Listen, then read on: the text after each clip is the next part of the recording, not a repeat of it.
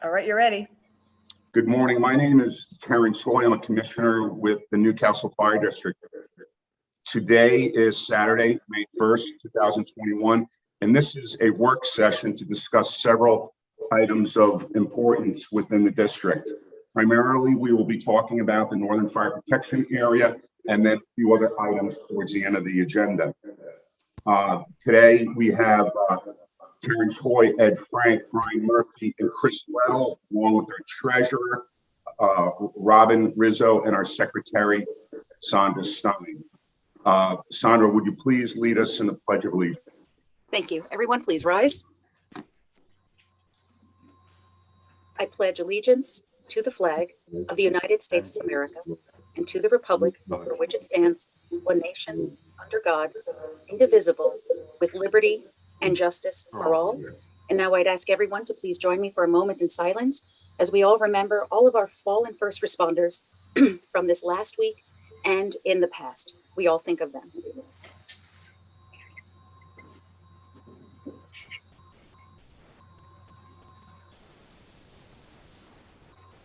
Thank you, everyone. Thank you, Sandra.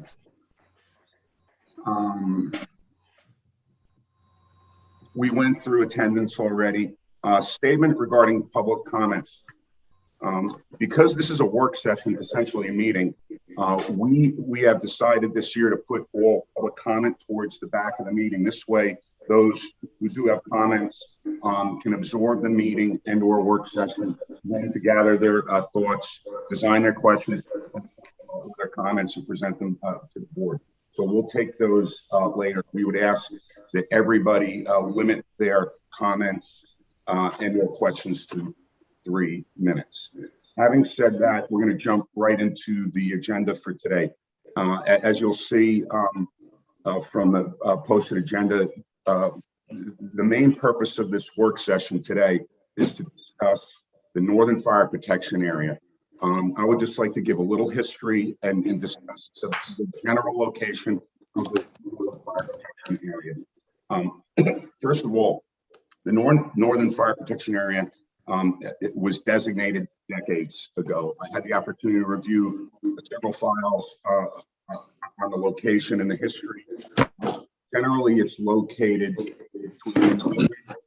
it's in the northern part of Newcastle, bordering Mount Kisco, and if I'm not mistaken, the eastern border is to North Castle. I can be corrected on that, or Armonk, if you will.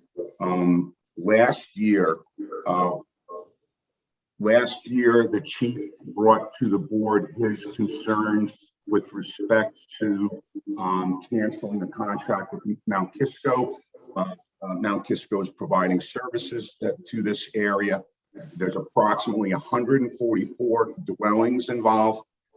The chief had some concerns with respect to transferring it back to the Champaport Fire Department. I agreed wholeheartedly. I agreed with the chief. We took it back to the board, and the board decided not to cancel it. We did meet with the town of Newcastle and fire chiefs involved, and we decided to continue services until further notice in order for us to address this as a board rather than proceeding the way we did last year. So that's the basic history. Does anyone have, well, we'll talk about costs, but does anyone else have anything to add with respect to the history and location? I would ask maybe Brian Murphy to fill me in. You're a legacy member right now, if you could. Well, I saw some of the same papers that Terry saw, and apparently Newcastle Fire District went into contract with the village of Mount Kisco, I believe in 1959. And that was for the Northern District. And to my knowledge, I think I saw one other time that they renewed the contract. But on my time on the board, I don't recall ever discussing the contract until last year. With it, how they come about their figures beforehand, I don't know. I assume was with the assessor. But the rate back then in 59 and 65 were pretty cheap. But that's the best I can tell you. I mean, it is a distance, but it is something that we definitely have to discuss price-wise, especially after we've done our budget for last year, and so we know going ahead what we have to do. Thank you. Anybody else? And then I'll jump right to the cost because I do have some figures here. Okay, so in 2019, we paid approximately $54,000, if I'm not mistaken. In 2020, that cost went to $90,000. We agreed last year in the latter part of December to continue services and pay the difference between the 54 and the 90. So we approved that towards the end of the year. We also made a promise to Mount Kisco and the residents to continue services until further notice. This year, our budget is $65,000. So we assume that this year's figure, based on last year's, will be above 90,000. Terry, Robin, could you? I'm so sorry. I'm having a little bit of difficulty with my note taking. I don't know if anyone who's not speaking, if they could turn their mic off, because I'm getting a lot of feedback when you're speaking. And can you, Terry, Commissioner Hoy, I'm so sorry, just repeat what you said about this year's figure, because there's too much feedback for me. I just can't take the notes properly. I'm sorry. Great. Can everyone mute their mic? I can hear the feedback too. Thank you for that, Sandra. Here, I'll start over. In 1919, it was approximately $54,000. Robin, please help me on that number if I'm incorrect. Last year, it went from 54 to 90,000. We paid the 90,000 last year in December. And we promised to continue receiving the services from Mount Kisco until further notice. And we did this out of an abundance of caution. We did not want to put a dollar value on anyone's life. The chief brought us the issue, and we corrected ourselves with respect to that. The budget for this year, the Newcastle Fire District budget for this year is 65. So we're short. Now, we don't know what the number will be, as Treasurer Robin has indicated that Newcastle and Mount Kisco are working on those numbers now. Robin, can you comment on that quickly? Yes, when I spoke to the treasurer of the town of Mount Kisco, he said that the assessor had reached out to them just that day, yesterday at 2 o'clock, with assessed values, and they were going to be working on the number. They budgeted an estimate, but in their budget, it's lump summed with all of their fire protection, so we can't see an individual number for us. Okay, but we'll have a better idea in the coming weeks what those numbers. Maybe even Monday. Okay, so Robin, if you would, as soon as you get those numbers, just advise the entire board, including the secretary, so we have immediate eyes on that number. Thank you. So I just wanted to talk briefly about the numbers, where we were at and decades ago, where we were in 2019, what we did in 2020, and what we're faced with in 2021. There's a shortage that we're going to have to make up for if we continue on the same path, receiving services from Mount Kisco to service these structures in the Northern Fire Protection area. Any questions or concerns regarding the costs? Just a basic discussion on costs.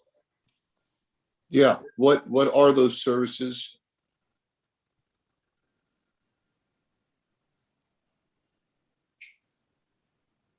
Fire protective services.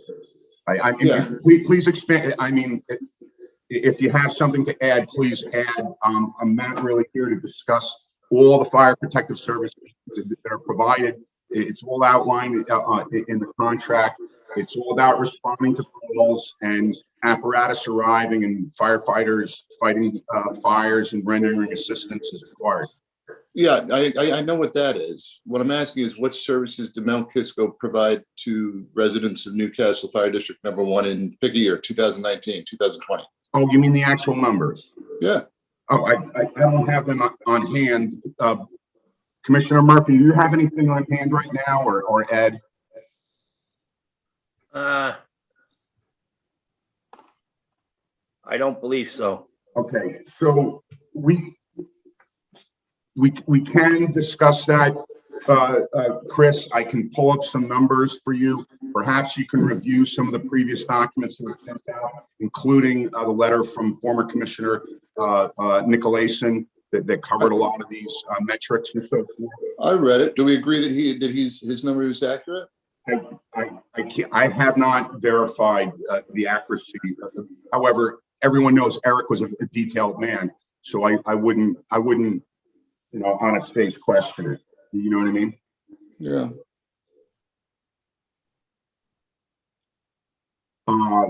Commissioner Hoy, Yes, for my own clarification, you said that the budget for this year is 65? Is that what you said? correct. That's what we have on the line item. Yeah. Thank you. Yeah.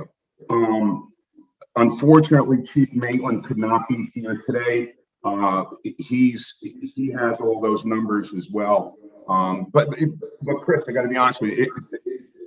It's a great question because it will speak to the dollar figure for every call, and we need to look at that metric. What are we paying for every time a Mount Kisco unit responds? And apparently it's quite pricey right now.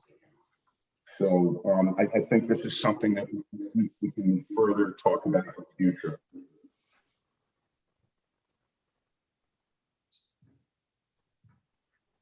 So any more questions or concerns with respect to costs associated with the district, Northern Fire Protection District? Well, I do have one question. The town already pays Kisco. I guess you'd call it the west side. I mean, the Yeshivas, Kisco Park, Stanwood, 133, all the homes out that way. Why can't we just discuss this with the town taking it over? Instead of us having to pay it, let the town pay it. I think that's a great idea. In fact, Chief Maitland gave us several options in his view that we should consider, and I think they were all pretty decent options. Commissioner Weddle mentioned one to me the other day, which all options need to be considered right now, because I believe that there's a better way of providing services up there. We can provide equal services, better services. I believe we can do it at a lower cost. There's no doubt in my mind. Did everyone get to see the points that the chief sent out? There were 6 points. We don't have to discuss them all here today.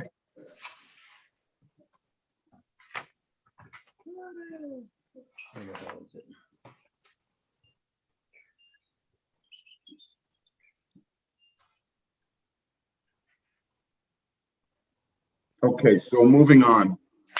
I would urge everybody to review the options that the chief put together. We've all discussed some of these options individually, or we've discussed some of these options, but the chief did a pretty decent job in just making a short list of options that we need to consider. So if everyone would do that, it'd be greatly appreciated. We already have gone through points A, B, C, and D. We've just discussed Chapel Fire Department versus Mount Kisco. Well, actually, we haven't. Let's explore this just a little further, and I would like to hear from the other commissioners on this point.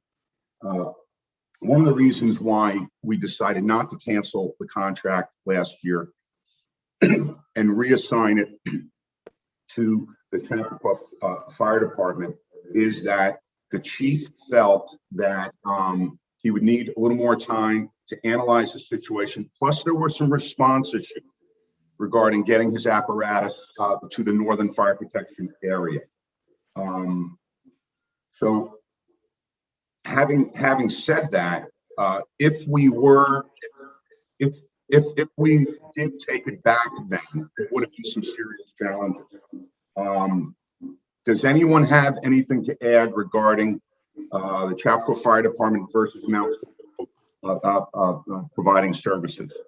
Well, With respect, this is important, with respect to response time and other factors that perhaps cause the chief to raise the concern. well, one thing is we're actually not dealing with the Kisco Fire Department. We're dealing with the village of Mount Kisco. Actually, that's a good point. Yes. Right? Now, if we were dealing with the village of Mount Kisco, I mean, it's the fire department, it'd be a whole different story. No, that's a great point. Right? We have 4 different contracts because they got 4 companies, and each company does their own thing with the village of Mount Kisco. The only thing the village of Mount Kisco owns is the buildings. As far as I know, the fire trucks and everything are all owned by the individual companies. And where's this money go to that they collect? Does it go to the fire department, or do they throw that in their general fund? Which I think we're paying the fire department. We should be paying the fire department. And apparently we are paying for servicing some of their bond issues, correct? Chris, you want to address that a little bit? Because you have some great observations regarding that issue. Well, my understanding is they've denied that this is tied to the bond. As we all know, in 2017, they approved a bond of $10.25 million.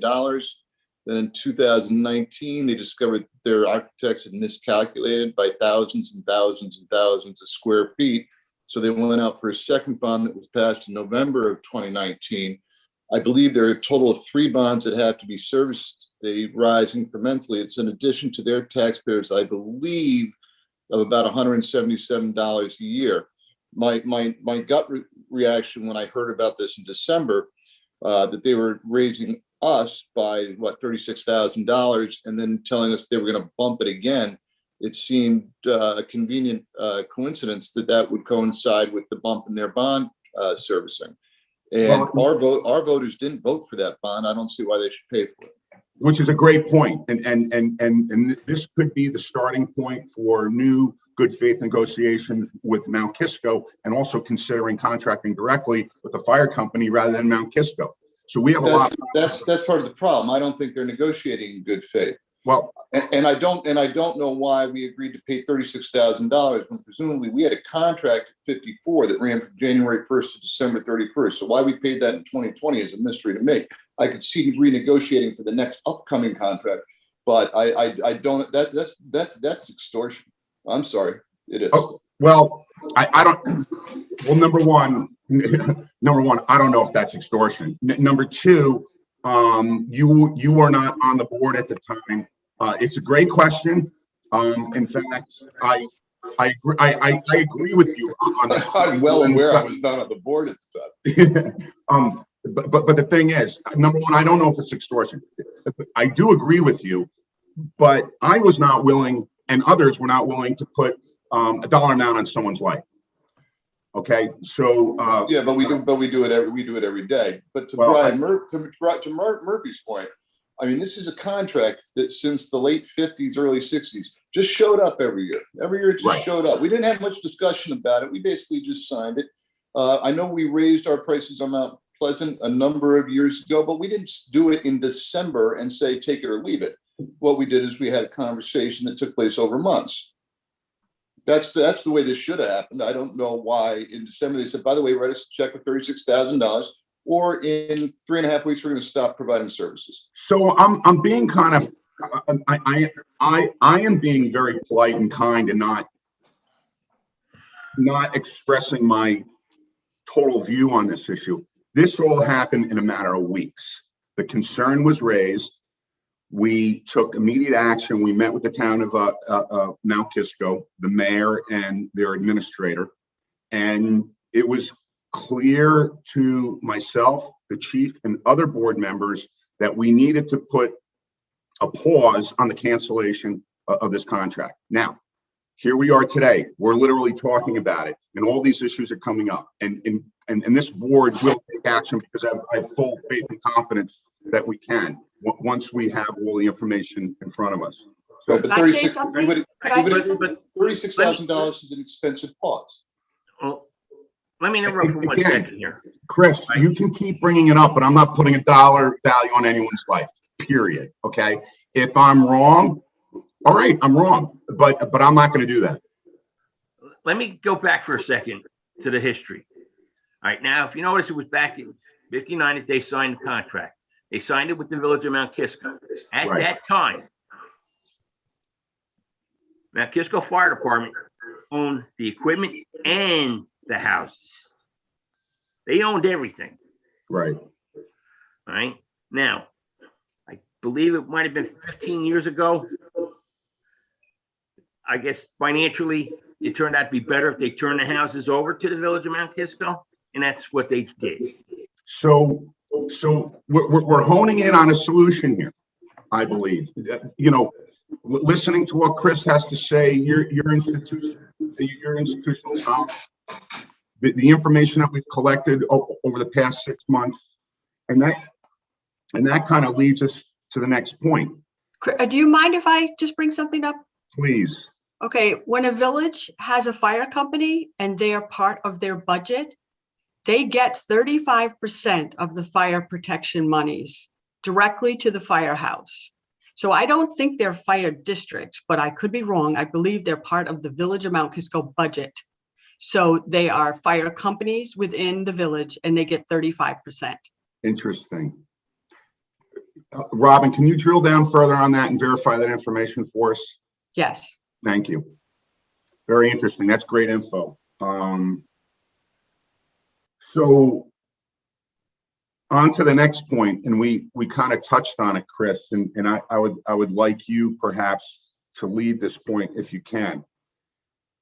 How do we get back into good faith negotiations with Mount Kisco and to include having all the appropriate information and our attorney at our side, because I think we can fix this with Mount Kisco or using another one of the options. We have several options here. I think it goes back to my original question of what services. I mean, to the extent, okay, there's a cost per service call, right? We know that it's gas, wear and tear on the equipment or whatever. That should be a hard cost, give or take. You know, if the average call is 10 a year, and maybe 1 year it's 12, 1 year it's 8, but you know, you can figure that out. That's a hard cost. There's the cost of maintaining the equipment, place to store it, the training for the personnel that are going to use it. Yes, we would share a portion of that, but we don't share all of it because they've got to do that for the rest of their Mount Kisco. Right. That's a softer number and it's a smaller number, I would imagine. But if Eric's right, if we're paying $10,000 per call or whatever, no, it's 18. No, it's an average of 18,000. Okay. Yeah. Eric. By the way, Eric Nicolason doesn't mess around when it comes to numbers. I know he's meticulous. He's meticulous, but $18,000 just to roll out and check to see if there's a carbon monoxide leak.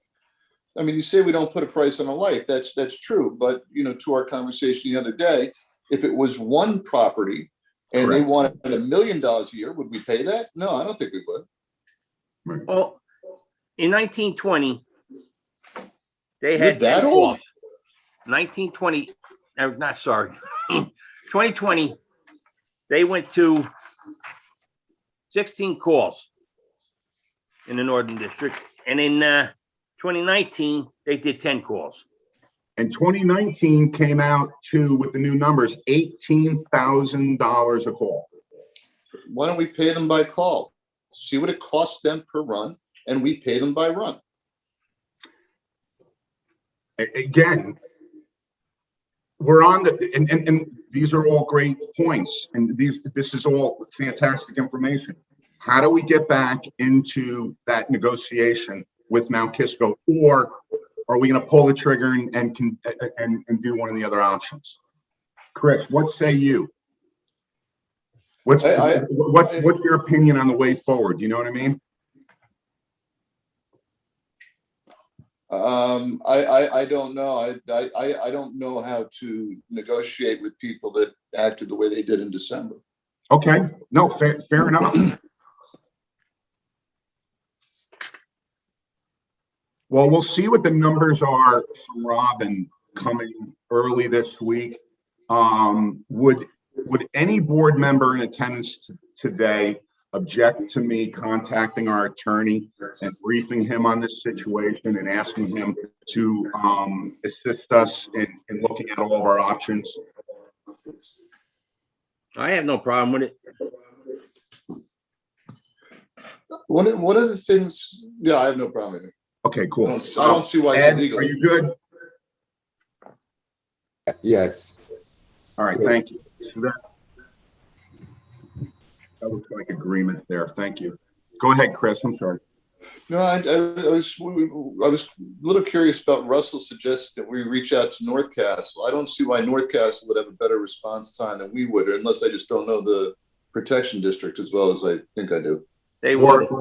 Or maybe Russell knows something that we don't. I mean, he's a well-respected chief in the area. I'm sure chiefs talk about stuff all the time. I'm sure the chiefs talk about what the district commissioners are doing. I think that the suggestion might have been a hint, and I'm all about looking at evidence, including hints.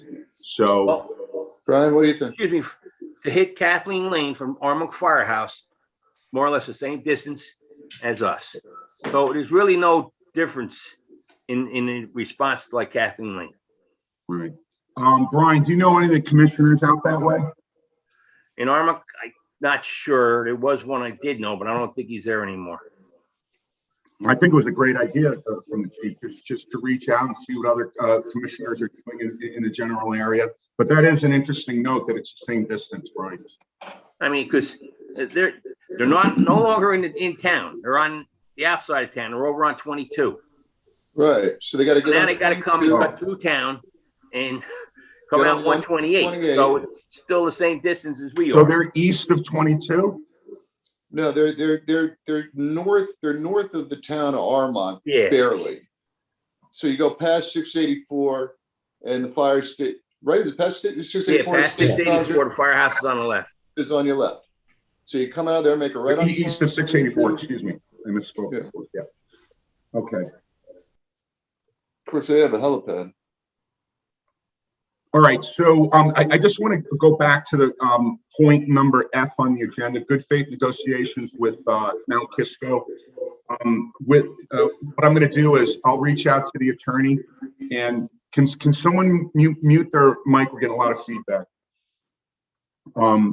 I will reach out to our attorney. I will schedule a meeting with Mount Kisco. We'll make sure that our notes are in order, and we're going to look at the numbers that Robin provides, and we'll move forward with Mount Kisco to drill down on these numbers, because I don't like the way they look right now myself, and I think we're in agreement that per incident, per call, the costs are they're not sustainable.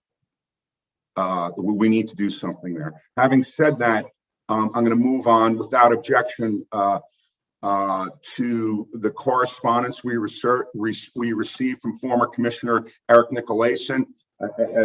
As we indicated several times already during this meeting, Eric is a detailed individual, and he provided us with some fantastic background. His letter was dated March 22nd, 2021. And the letter is approximately a page and a half. And he provided us with some fantastic information, and we greatly appreciate that. And we will consider everything that he provided us as very, very helpful information. Anything further on Eric's letter? I hope everyone had an opportunity to review it. Okay, with that, I can't hear you, Brian. Unmute. You're muted, Brian. There you go. I think his letter was very good. I mean, Yep. those numbers I got were from his letter Yep. and stuff.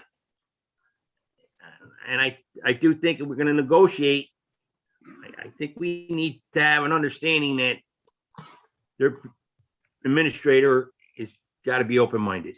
Yes, agreed. If he's not going to have an open mind, then we're wasting our time. Agreed, and I think we may know that fairly early in the process. I would urge Chris and I to conduct those meetings with our attorney. Chris and I are the town liaisons, and we have a general agreement amongst the board that no one commissioner attends a meeting with an outside agency. You have to have a minimum of 2.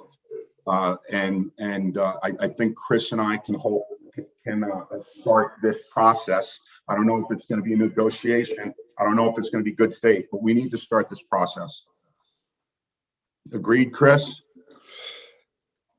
Yeah, I'm not sure I'm the right person to do this. I'm very impatient with Mount Kisco.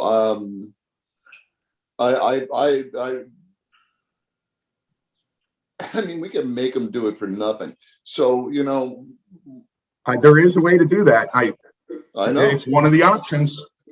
I know. But you know, to say, hey, by the way, we're going to increase your cost by 66% in the next 3 weeks if you don't just write us a check. I mean, that sort of makes me mad. Yeah. Yep. Well, I'm not disagreeing with you. No, you're being more diplomatic than I am. Yes, I am. Thank you. And I have to be, because I mean, these are important issues. You know, we're responsible for the budget. We're responsible to the residents of the district. We're responsible in providing the resources and tools to the chief so he can go out there and do the hard work with all these volunteers. So, right, but actually that raises a question to Brian.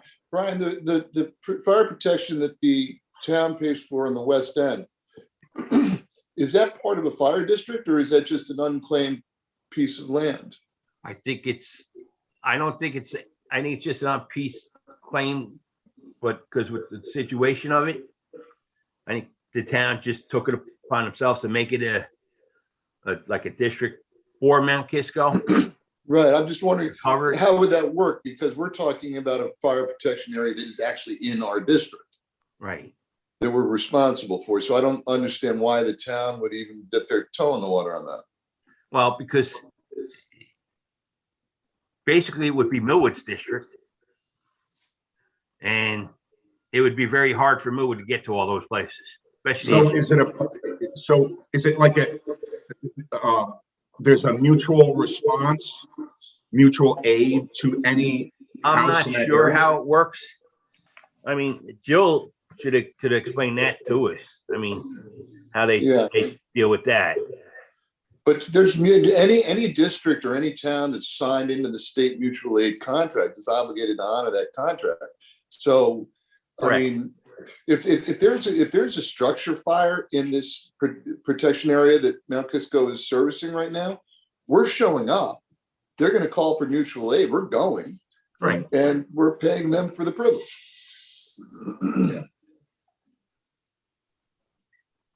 And vice versa. If we pay them nothing at all and there's a structure fire, we call for your and it's also kind of tricky because you're talking about times of day. If there's an alarm at 1 o'clock in the morning, we can get to the protection district, maybe not in 10 minutes, but in 11 minutes. If it's 2:30 or 3 o'clock in the afternoon and you got school buses and shoppers on the road, no, now you're talking 20 minutes. So Right. it's a little tricky. Right. it all depends what time of day. I can tell you right now, 5-6 years ago, if they did this, they'd have a hard time making it. Because back then they had a lot of people on the road, a lot of people Excuse me working. 1 minute. You had a lot of trucking companies. I mean, you had a lot of things that weren't in your favor. and you had certain streets that would back up on you automatically. Like with us, the high school, Right. 117, that backs right up. And if you got to get to the northern section, there's only one way, and that's going down the wrong lane. That's assuming the other lane's not blocked too. Right. So, I mean, So that's when you call for that's what mutual you're aid. running into. I mean, with the way it is. It's like you said at 1 or 2 o'clock in the morning. Yeah, we have no problem getting up there, but 7 o'clock in the morning, 2:30 in the afternoon, we might have a problem. And Ed, you're being awfully quiet. He's an engineer, that's why. The engineer is going like this. Yeah, I'm listening to all this, I think that, some of you have much more knowledge about this than I do. I guess my personal opinion is, we have to be sure that the folks in the Northern District are covered, whether we're paying a lot of money for it or whether we do it ourselves, or I heard the other suggestion that the town should pay for that. So I'm hearing all this and I'm, it's going through my head. I am listening and trying to assess it all. Well, Ed is an engineer. We all know that. He's methodical. He does process stuff, but once he's done, we know that he has an opinion. Yeah, it's for sure. Yeah, the only thing about the town idea is with respect to the taxpayers, that's sort of taking money out of our left pocket and putting it into our right pocket, with the caveat that that cost would then not be spread out over the taxpayers of the fire district, but it would be the Millwood Fire District taxpayers as well, and anybody who resided in the town of Newcastle. So I'm not sure how fair that is. Well, that's true. That's a good point. That's a great point. All the more reason, Chris, we put you on the subcommittee for town liaison. Oh, you see, he just he's muted himself, so we can't hear what he's saying. Second that. I would just recommend that we ask the attorney, are we legally able to even ask the town to take it over? Correct. So it brings us, thank you, Robin. It brings us to our next point. And I think we've kind of got what we're getting there. Thank you to Sandra for helping me put the agenda together in order, because we wanted to kind of start at one place and end with the way forward. Just correct me if I'm wrong, everyone. What we're going to do moving forward right now is we're going to contact the attorney. Chris and I and the attorney, along with the chief, along with the balance of the board, including our secretary and treasurer, we're gonna come up with our options, and we will start exploring all of our options. And if we have to, we're going to go back to Mount Kisco and commence good faith negotiations. If we can't negotiate in good faith, if we feel that their number is going to be what it is and it's not going to change, then we're going to have to perhaps look at exercising some of the other options to ensure that we have appropriate coverage in the Northern Fire Protection Area. Is this generally what we're going to do? Just a head nod would be good at this point. Well, the one thing I really think is to check with the town about taking it back. I think that if you get, Well, that's one of the options. Yeah, but I don't think we should negotiate without having that option to tell them, well, that's fine. This is going to be your figure. Well, guess what? We've talked to the town of Newcastle, and they're going to take it over. And we're getting, and then they got to negotiate with them. And this is right to Robin's point. She just brought it up. So you're absolutely correct. So I'm putting everything kind of lumped into one basket of to-dos. But yes, agreed. Well, I mean, that's what I think. I agree with you. Chris, what do you got? Oh, yeah, we also asked him, I mean, Russell said that he needs 6 months lead time to survey the area to see how feasible it is for us. I mean, we should start that, right? We should know. Correct. I mean, I would think I would think that it may have already started, although I don't believe that the board has directed him to do so. Whatever the pleasure of the board with respect to that. But yeah, I believe that there should be consideration there. I don't think we have to direct him. I think we just ask him. Yeah, or whatever the case is, absolutely. I mean, listen, Russell is as concerned about this as we are. And he's taken this very, very seriously, and we need to support him in that regard. If the chief has a concern, we have to be concerned as well, in my opinion, when it comes to these issues. Well, there are a few things out there that he is going to have to check on, because you got the old Senecal out there, and that's a long driveway. And I believe water's tight out that way too. I mean, yeah, I mean, water's a huge. You got a couple of homes out that way that very long driveways and very tight driveways. So I know that from doing work in them, but I mean, there's a lot to look at. Sure. So then that one of the to-dos there, Sandra, is to request from the chief that we start looking at it. Pulling the drawings, looking at the lengths of the road and everything else that he does. And then just to be prepared to assist us in looking at all the other options, along with the attorney and the rest of this management team here. Okay, I'll reach out to him. And anything as far as Armonk goes, the discussion about Armonk? I think that's just one of the options. Brian had just indicated that the distance from Armonk to, in comparison, Chapel Fire Department and Armonk is almost equal. So, but listen, if the chief, again, I'll go back to the chief. If the chief made the recommendation to consider or ask, or we should look at that, because maybe he's indicated that option for a reason. Having said that, it looks like we made it through the Northern Fire Protection Area, bullet points A through H on the agenda. Does anyone have anything else regarding the Northern Fire Protection Area? Okay, having heard no response to that question, we're going to move on to 495 King Street. Now, before we do, just for the sake of the agenda, I just want to address Commissioner Frank straight up. I know that you have some documents you want to discuss.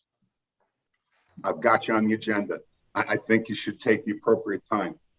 My only concern is that, and I already addressed it in an email, is that I would just caution the board to say that we're going to do something without a vote from the residents, because it's really in the hands of the residents. What we can do is discuss theoretical timetables in accordance with what our consultants are recommending. But the only reason why I'm cautioning with respect to this, we did the same thing last year and the previous year. Previous boards and chairmen said, we're going to do this, we're going to do that without a vote. Can't do that. The people have to speak first, and they do that by way of vote. And then once the residents of the district give us permission to move forward, that's when we move forward. But we can tee it up. This is what we may be proposing in the future after such a vote. And there's a lot of things we need to do between now and then, many of which I did propose late last year. Having said that, Ed, you got the floor to open up the 495. Okay, thank you. So one of this, I had a meeting with our attorney, our engineer and architect. And one of the things they thought was we should start to letting the residents know what it is we want to do and why we want to do it. And one of the suggestions was that we should have something on our website, which I put together and I sent out to everybody. And if that's, and of course, Russell did make some suggestions, which I incorporated. And so I wondered, does everybody else in agreement that we should put this document on our website, so that if people start asking about what we want to do, they can take a look at the website? I absolutely. I think one consideration, and I'll just speak just for a moment on this. If we do anything with the website, we just have to make sure it's slick enough for everyone to understand, and that it's visually and user friendly. So if I'm in total agreement, we have to put the information out. We're obligated. We're required to put this information out. So absolutely. Okay, so maybe, so if everybody's in agreement with what I put together, maybe Sandra could have it put on the website so that, you know, I talk to my neighbors, I talk to people I know here. I could say, well, take a look at the website and, you know, that kind of thing. Because one of the things that I think Bob Mitchell mentioned, and not here, but in other towns where he's drawn up plans, that people weren't really truly aware of what was going on and what was needed. So maybe Sandra could put that up. I think that would be helpful. I know that when I held that meeting, I think the dates that were spoken about were kind of unrealistic. I think what Brian had a better idea, which was maybe a vote later this year, early next year, with breaking ground next spring. That sounds more realistic. So I think that I think is a start. I think they're all great comments. I'm sorry, Brian. What you're going to put on the internet on our website is great. But I did talk to Heather from Bedford Village. Yes. And they did several videos, not just with the chief, but with some of the members, with explaining what they're looking to do and what we're looking to do and what we need to do, especially what we need to do and what we have to have, like the clean room, this turnout gear room, explaining all that as they walk around the firehouse we have now and seeing it. There's no place to do this. We can't do this here anymore. We do have to expand. We're looking to do it. I think besides reading something, I think listening to somebody tell you, I think that helps a lot. The only thing is you got to keep it to 3 minutes. Because she told me after 3 minutes, that was it. Got clicked off and nobody cared. I totally agree with that. I had actually spoken to Russell about it. I made the exact same suggestion, you know, that, and I even thought that, you know, since all the firefighters are volunteers, I thought that since we have some high school students, even having one young man and one young lady speak, and we put that video up. I'm in total agreement with that. I think that's a very good idea. Chris? Yeah. Ed, as you know, I've done this before. And I think that the website is not going to be, I think it's a good idea, but I don't think it's going to be satisfactory to people who are resistant. In terms of what questions to answer, in 2016, we had 3 public meetings, 2 of which were recorded by video, 1 of which was recorded by audio, both at the library and at the firehouse. We might want to pull those up and look at them to get an idea of the questions that the public had at that time. I can assure you that no matter what you do, people will complain that they knew nothing about this project. We actually sent a mailing to every household in the district. It cost a fortune in postage. I suspect most people just tossed it in the trash. They didn't open it up and read it. There's no way you're going to, I think you have to get creative. I think having the high school students is a brilliant idea. If you can get the high school students talking to their parents and their parents, so when their parents know what's going on, I think that's how a real good word of mouth sort of spread. But yeah, it's just very hard to get people interested in this until it's too late. Now, the interesting thing is between 2018, I'm not even talking about 2016, between 2018 and today, between 2016 and 2018, the increase in construction cost for this project went up by $2.4 million. And the use that we were going to get out of it has decreased by about 30%. So a lot of the reasons the addition were necessary in order to drag the district into the 21st century are not in the new project. Not adequate space for meeting rooms, not adequate space to open the building up to the public so the public could use it as public space. That's all gone now. So now it's purely a firematic. So it sounds like you're one of the naysayers right now. I'm just spitballing. No. Like I said, I mean, back when we had it priced at 13.2, and that was including the land acquisition, which of course is gone now. But we're trying to move forward, not back to 2016. We know that efforts failed. No. You're missing my point. You're missing my point. My point is to get public approval to do the same things that we did in 2016 seems foolish. It seems to me that something more creative has to come. And that's what we're not doing, Chris. And last year we approved measures to get it done, some of which have just been suggested by Commissioner Murphy and Frank, because they approved those measures of last year. Okay. I'd be interested to know how many people have visited our website in the past 12 months. Well,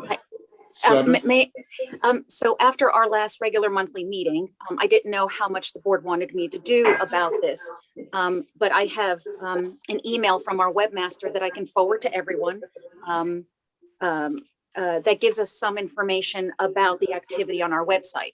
Now, I got all of this information and I needed it deciphered for myself because this is not my forte by any means. That's an understatement to say it's not, but I have some charts.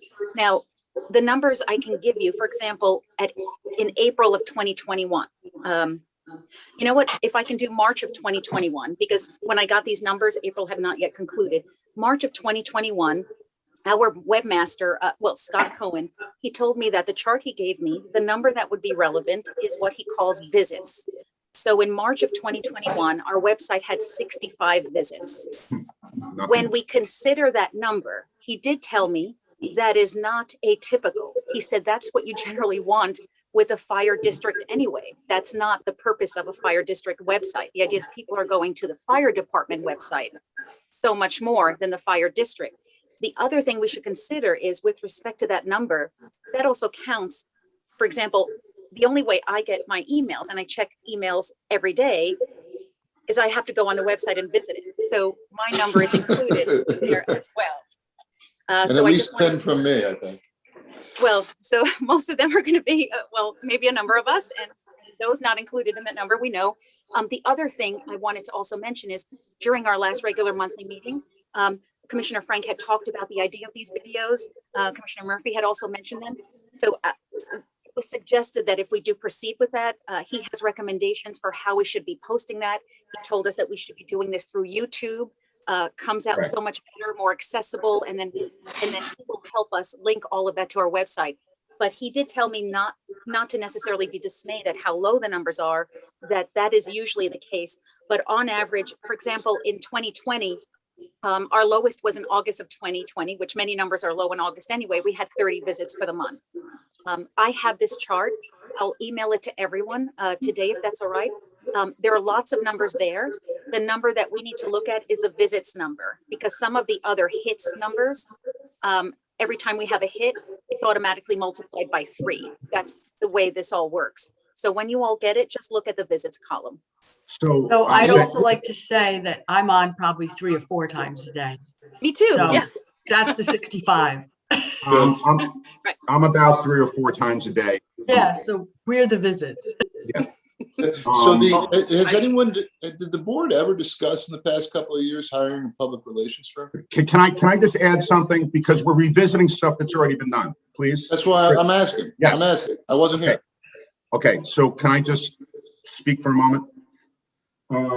First of all, Chris, you're bringing up all great ideas and observations. Last year, I met with former Commissioner Heather, out of Bedford Hills. And she gave us a briefing on exactly what the town of Bedford Hills did to go from to build the plan for success. We can't be doing this and that and asking this question, referring back to the history. We need to have a plan and stick to it. Heather has indicated that she can consult with us, she can help us, but there are literally several things that need to be done in order, in accordance with the plan. That's a strategic plan, an operational plan, and an administrative plan. What is it? What are the things that have to be done? It's all been outlined before, and I know that I sent you a copy of it. I can basically, we need to put together, number one, a civilian liaison committee. We need to do the videos. We need to have a campaign. We have to make t-shirts. We have to get the community and the town involved. We have to work with the fire department, the ambulance, the moms, the dads, the seniors who are volunteers, the older guys, gals who've been on the fire department for years. It's a huge effort.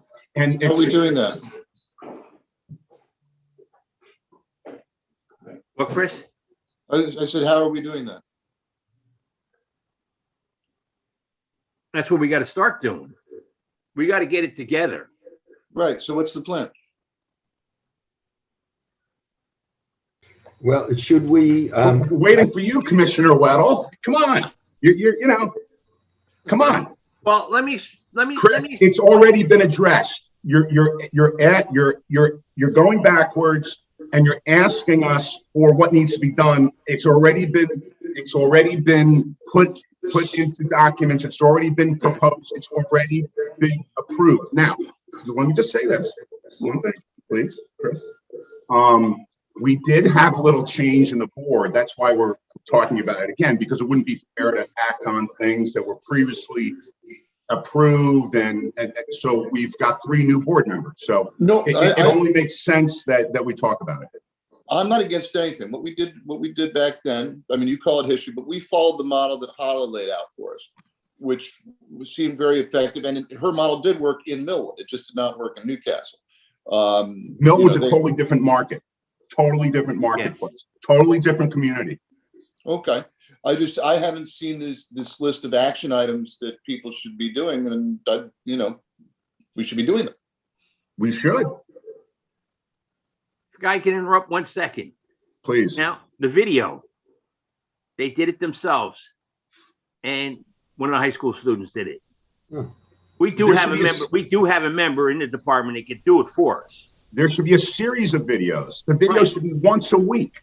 There should be several different videos. All coordinated, all put up on the YouTube channel where everyone in the town can go, hey, let's go look at the most recent video from the fire department. They're informative, they're funny, they're important.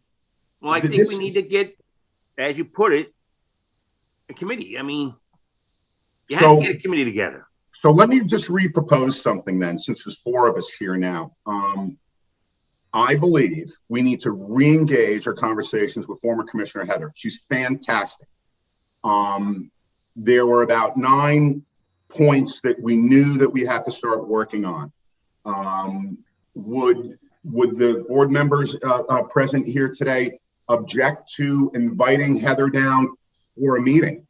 Nope, I got no problem. I would urge you to go have a coffee with her. She has indicated that she will help us in any way, because there is a formula for getting things done. And if we don't follow it, there's no degree of certainty. But if we have a good plan, strategic, operational, administrative plan to get this done, there's a higher likelihood that we will convince the residents that we need to do this. I already know that the residents and the volunteers deserve nothing less than this new building, new facility, so they can appropriately conduct operations out of. But I'm only one vote. I'm only one vote as a resident. So I would urge that we re-engage Miss Heather, have her come down, or we can go up and meet her, and we'll put the plan together. But we do need to establish a civilian liaison committee. What I will do is, and I know we've talked about this, and I believe I notionally promised it couple of months ago. I will put together the mission, not the mission statement, but the request for membership to that. I think the board should be 3 or 5 persons. What say you, Paul? And that committee would be solely for the purpose of assisting and working with the board, not as an official subcommittee, but just as an advisory board on solely and specifically the possibility of the new firehouse project. Forgive me if I described it improperly there. Specifically, not for all issues, specifically for that issue alone.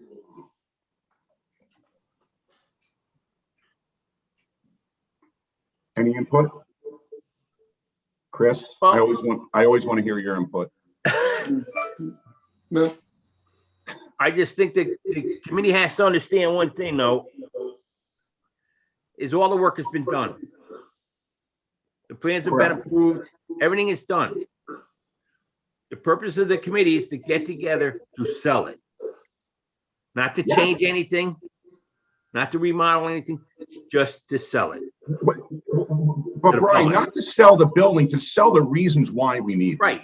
That's what I mean. Sell it. We need the building, but we need to sell it based on the absolute reasons we need it. It's the health and safety, outdated facilities, and all of the other reasons why.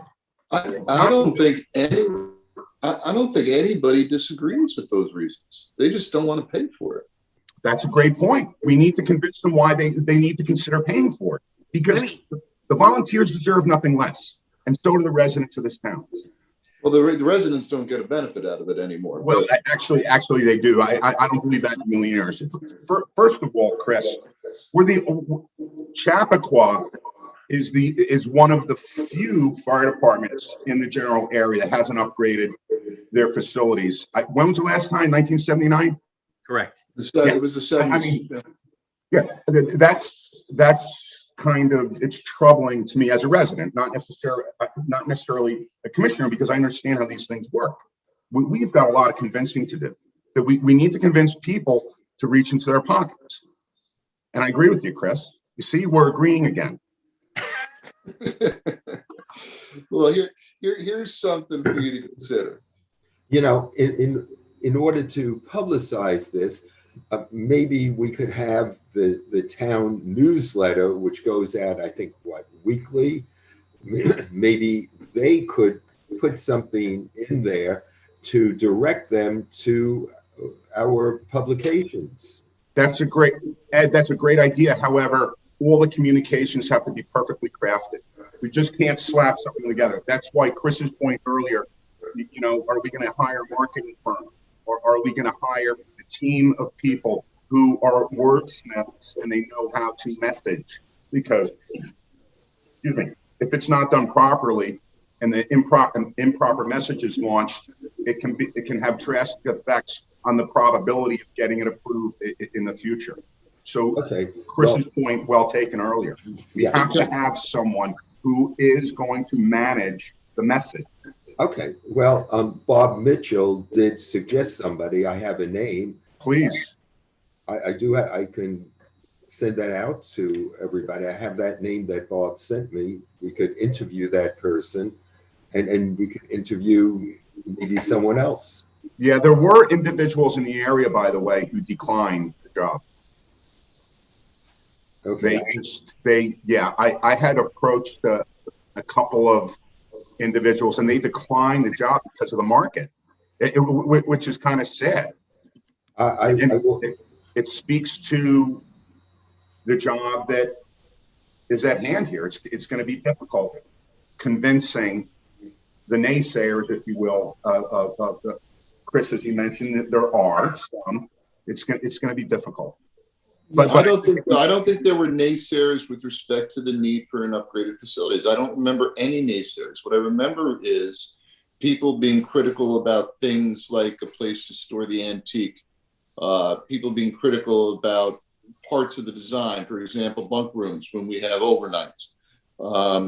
But just to put it in perspective, so you understand, the people that would agree with you that we need to keep the turnout gear separate, that we need to worry about cancer, that we need to have two sets of turnout gear, they agree with all that stuff. The average increase in cost on fire taxes to a household in 2016 on that larger number was $145 a year. That's dinner out at Le Jardin, no wine. And people weren't willing to pay that for our volunteers and themselves. So that's what you're looking at. And remember, we are now in a situation where people are more financially strapped than they were back then. Then we were coming out of the end of a recession.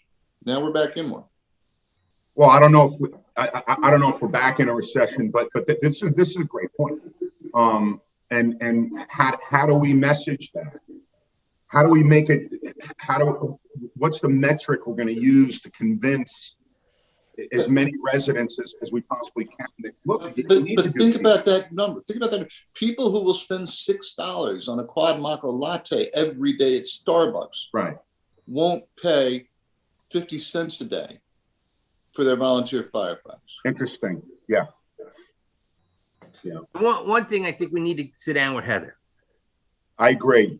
Okay, we need to sit down and see which way they went, because to be honest with you, we went back. You can go back to 16, but it was before that they were trying to figure out what to do here and stuff. But Bedford Village, they had a piece of property behind the old firehouse, and that it looked like a house. Didn't look like a firehouse. It looked like a house. And it got voted down. And they went back to the drawing board, and they didn't come out for a while. They worked hard for a while, and then they purchased the property. That was, I think, 2 or 3 years ago. Now they went ahead to build the firehouse, and they got it approved.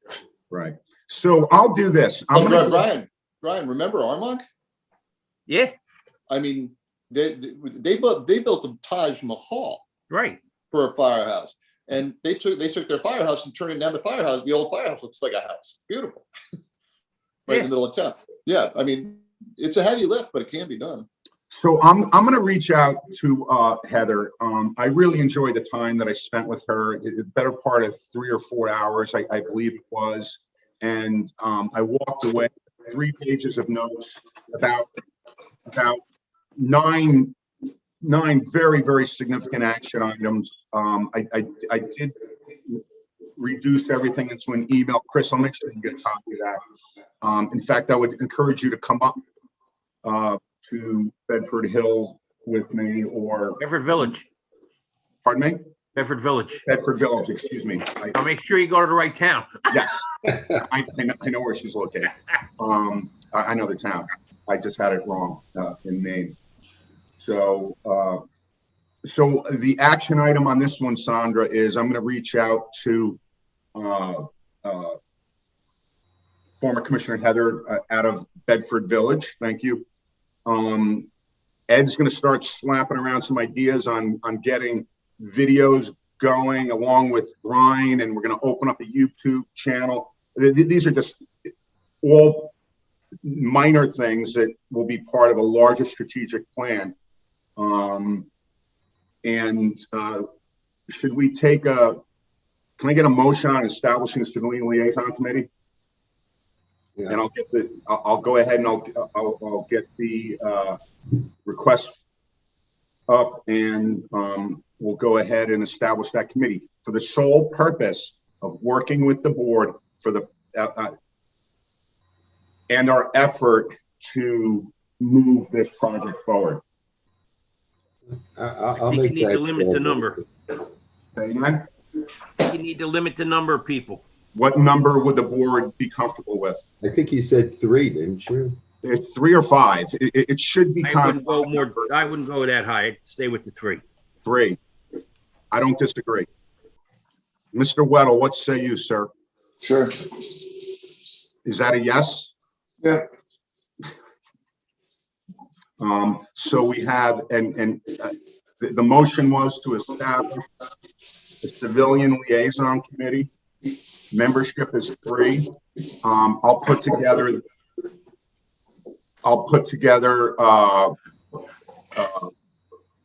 the description of what we're looking for. We'll make sure it gets out to the public. We'll take applications and we will select the members. Everyone's in agreement with that? And Commissioner Frank, I'm sorry, was this your motion? Oh, the motion was to create a committee of 3 people as Terry described. I Thank believe you. And who was the second? it was Murphy, Thank you. and then I agreed to it, and Commissioner Wells. To the motion. Thank you. Do we really, wouldn't it make more sense, instead of it asking for applications, to approach people like your Dawn Greenbergs or your Ivy Pools or your whoever, people that are respected, listened to, not always agreed with, but who are certainly vocal and visible in the community, that seem, people that seem to have a following? Absolutely. Who wouldn't do that, Chris? Okay. I heard you say accept applications, and I'm wondering. But you have to. So as residents, we can do that all day long. As a board, we have to put it out so everyone can apply equally, and that's what we need to do. But of course, I think it would be smart that each of us as residents urge those who have a differing opinion or may be excited about the prospect of new facilities to apply. Well, I agree. I have a question. Because if I remember rightly, Bedford Village had 2 people. One was a lawyer and one was an architect. I don't think it was 2. I think, well, whatever the number was. I know whatever Heather told you. Yeah. I knew 2 it wasn't a large committee. I know 2 of them. One was a lawyer. I forget what the other one was. A lawyer, I believe. He didn't go along with it. But he was on the committee. But he was on the committee. He was on the committee. So apparently, Chris brings up a very, very important point here, and it's worth discussing just for a moment as Chris walks away. I'm not leaving. I'm still here.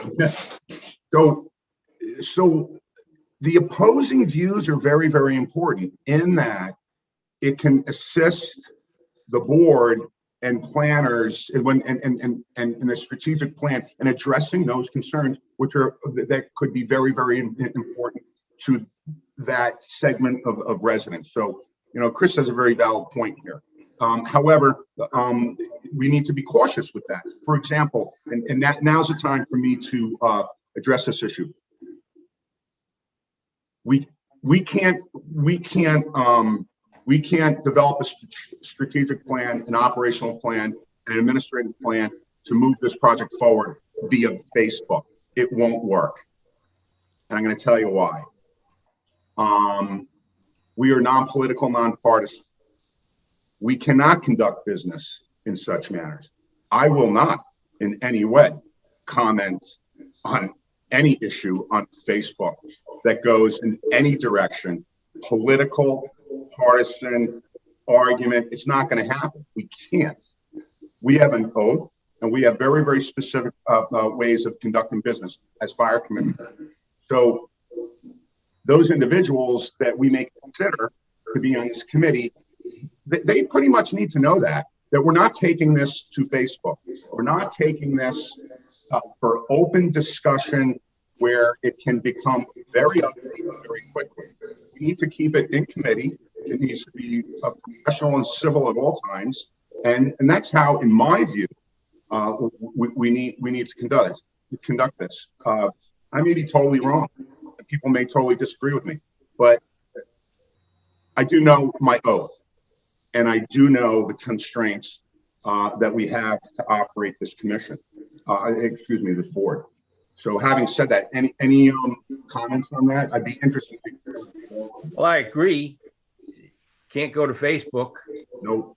I mean, I think you go to Facebook, you might as well just shut it all down because you got groups there that'll just nail you. And they'll just tear you apart. And everything you're trying to do, they'll just tear it apart, no matter. Well, what we can do is have a Facebook presence, maybe where we can just put videos up with no comments. I don't know. But I just think that once you go down that ugly road of social media and you make one comment that may be this or that, you're pegged forever. It's almost like taking a bribe. So the moment you take $1 in your life, you'll always be what? You'll always be on the take. So how do we put these videos out to the public? No, YouTube. This is a good idea. YouTube is by far is the way to go. Because, for example, the fire department could attach that YouTube video to one of their postings. But the board, in my opinion, needs to stay far away from Facebook. For non-political, non-partisan, Facebook has been, in my opinion, this is not the board's opinion, the Facebook environment has been highly politicized in recent years and in various markets. And it's a road we cannot go down. That's my opinion. So my question still is, so forget about Facebook. We have these really good videos and information.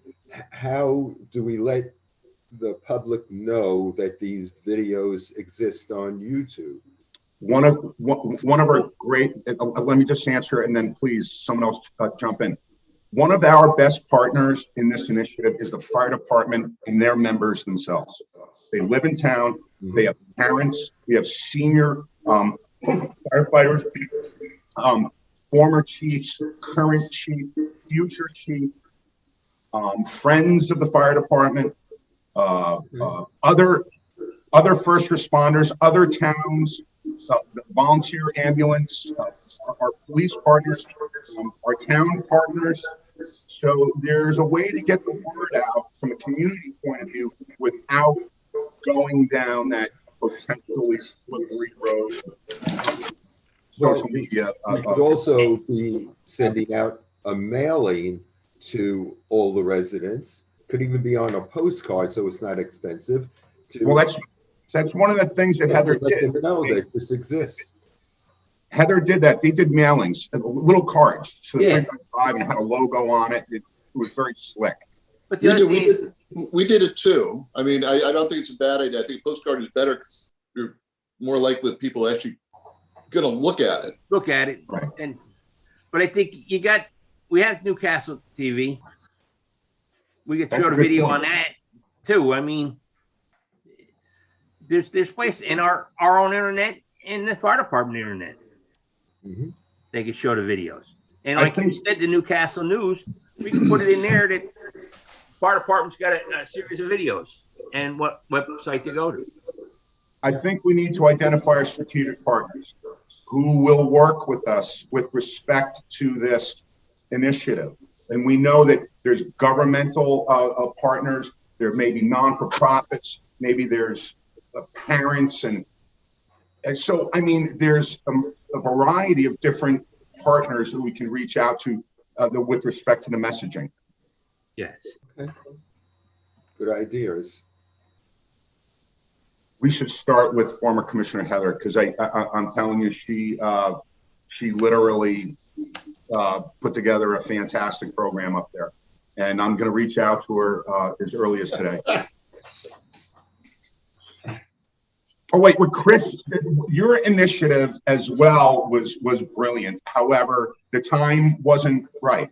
I don't mean to slight you any way, Chris. No, I wasn't thinking that. I was just wondering, does Susanna know about this relationship you're developing with Heather? Because you're clearly a fan. It's a joke, Jerry. Joke. So having said that, it looks like we've concluded our meeting for today. Any further on 495 King Street? No. Here's a question. Yes, sir. Should we put a sign up? Yes. Make sure it's in 495 the King plan. Street? First of all, the sign may be taken down. Apparently, May 3rd, signs are going to be removed from the town. I've heard something about that. I don't know what's going on with that. No, but On our property? on our property. On the district property. Yeah. Yeah, on our property. We just have That to make was- sure it's apparently 3 feet back from the, I think so, something like that. yeah. It's Yeah, ridiculous. but Bray, that was one of the complaints that we had. It was, you know, we put up signs for the pancake breakfast. Why wasn't there a sign up for that vote? So I think that a sign on the triangle, those have to be reserved through the town. Yeah, you need permission for that, yeah. Yeah, Yeah. all those things, and you have to pay for it. But I mean, I think all those things make good sense. Yeah, I would agree. I would agree. And then there's, yeah, I think we need to partner with the town on that and get permission. You know, we're separate jurisdictions. We don't work for the town, they don't work for us. We need to maintain positive and effective relationships with them. And I think this would be a great way to maybe bring the district and the town a little closer together. I know it would be. So any further comments on 495? We're approaching an hour and a half, which isn't bad. We had great conversation. Okay, Pamela, may we open this up for public comment, please? Yes, but there is no one attending, so there's no one there to have a comment. Oh, that's fine. Thank you. Sandra, any questions regarding all the notes you took today? No, at this point, I'm fine. Thank you for asking, Commissioner Hoy. But if I have any questions, I will follow up with each of you individually just for clarification. There was a little feedback issue, especially in the beginning, but thank you. Okay. All right. You're welcome, Sandra. Great job, by the way. And at some point, Commissioner Weddle suggested that we revisit the salary that we're paying Sandra. I believe that we should get that back on the agenda. Put that on the agenda, Sandra, for the next meeting. Thank you. You're welcome. Thank you. Your salary. Future dates our next regular meeting is scheduled for May 13th, 2001, 7 p.m. via Zoom, unless otherwise posted. And I have nothing further. I will entertain. I just have one question. Yes, sir. Chris, Yeah. everything got microfished, right? All the records and stuff? No, they were all scanned in as PDFs, and they're now all They were. missing. They're all gone. Okay. All right, that's all I was asking. The town keep probably talking. still has, the town probably has some microfiche going back from, pre-1970. But yeah, no, it's gone. It's all gone. Okay. Brian, thanks for bringing that up. Chris, I guess I should have mentioned this earlier. We could have discussed this. Hey, Ed, if you will, please talk to Sandra as soon as you can with respect to dividing and segmenting computer space. We approve that. We also need to use the option that Chris Weddle advised as having a cloud-based source for uploading and periodic uploads of all of our files. So, Ed, if we can close that with Sandra, that would be great. Okay. Thank you. And including the cloud-based. Is it possible for me to ask a question dealing with Absolutely. technology? I'm so sorry. You're part of the executive team. You can always ask. Thank you. I met Manny recently at the firehouse. He gave me this new laptop that the fire district purchased for my use. I thank you again, everyone, and Frank, Commissioner Frank especially, thank you. When we were there, I asked him again about everything that had been saved years ago that Commissioner Weddle has now, said several times, huge investments were made and we can't find them. So Manny, our tech guy, went through the computer that's in the office again. He told me, look, this computer really looks like it's only for the cameras, the screens we have for the cameras. But he said that he's not the person that put all of that in. And he believes that someone in-house did. So he said, if we can figure out who helped put all of that initially, they may know where the computer we had previously has gone, because that's something that I don't have an answer to either. But if there is anyone who knows the history of that transition, they may know where that technology is, and maybe we have things backed up in that device. Can I make a And recommendation? I haven't spoken to Ed about this. So Ed, I'm going to call you after this and let you know what we're talking about here. Perfect. We need to take this offline. We don't need to be talking about computers and security and all that online. It's Okay, not. I'll make the motion. I will entertain a motion. I'll make the motion. What would that motion be? Close the meeting. Do Second. we have a second? Second. All in favor? Aye. Aye. Thank you all. I think this was a pretty decent meeting. Thank you very much.